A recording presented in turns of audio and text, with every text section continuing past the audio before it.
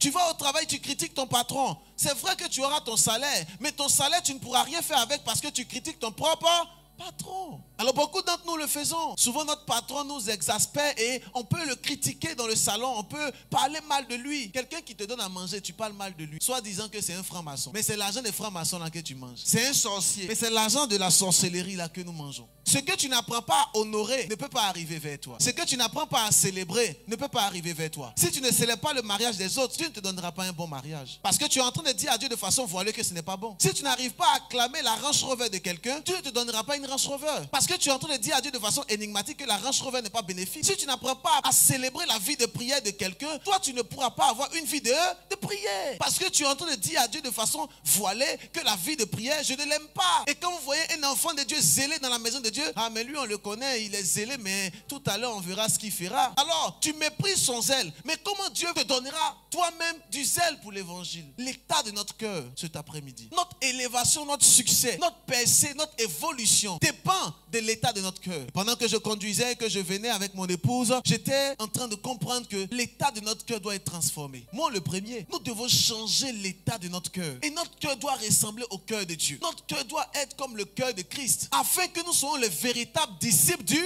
Seigneur. Quand tu crieras à Dieu, il descendra. Lorsque tu parleras, il descendra. Lorsque tu prophétiseras, la prophétie va s'accomplir. Pourquoi? Parce que Dieu voit l'état de ton cœur. Mais comment Dieu va exaucer quelqu'un qui a un cœur impie, un cœur mauvais et un cœur méchant? Et le pire, souvent, toi et moi, on ne sait même pas qu'on a un cœur mauvais. Le pire, c'est que souvent, on n'est même pas conscient que notre cœur est un cœur mauvais. Voilà pourquoi lorsque tu rentres dans la présence du Seigneur, examine mon cœur. Seigneur, s'il y a quelque chose qui ne te glorifie pas en moi, enlève. Je ne veux pas continuer avec cela. L'une des choses qui nous domine beaucoup, c'est l'état de notre cœur qui a trait avec la colère. Une colère que nous n'arrivons pas à gérer. Et souvent, c'est un point en nous qui déstabilise l'état de notre cœur, qui emprisonne beaucoup de personnes. Et souvent, tu marches et tu dis, waouh, cette jeune dame, mais elle est extraordinaire dans la présence de Dieu. Regarde comme elle adore, regarde comme elle fait, l'œuvre de Dieu. Et nous tous, on acclame pour cette jeune dame. Mais tu ne sais pas qu'au-dedans d'elle, elle a plus de 500 personnes qu'elle a maintenues captives dans son cœur. Elle n'a pas encore pardonné. Elle rentre dans la présence de Dieu, elle adore, elle pleure, elle demande des choses à Dieu. Mais elle n'a pas d'exaucement parce qu'elle ne sait pas que dans son cœur, elle a capturé plusieurs personnes. Son père capturé, sa mère capturée, son ex-conjoint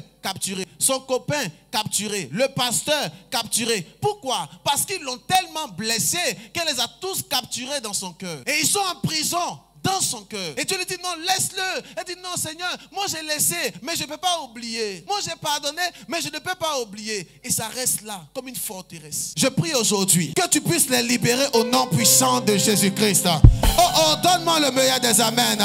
Que l'Éternel guérisse ton cœur au nom de Jésus. Que l'Éternel nous guérisse au nom de Jésus. Amen. Si tu te tiens debout, tu dis amen, cette parole est pour toi. Amen. Que l'Éternel nous guérisse. Et lorsque Dieu nous guérira, nous ferons des exploits dans cette génération. Lorsque tu parleras, la situation va être transformée parce que tu as un Dieu de puissance.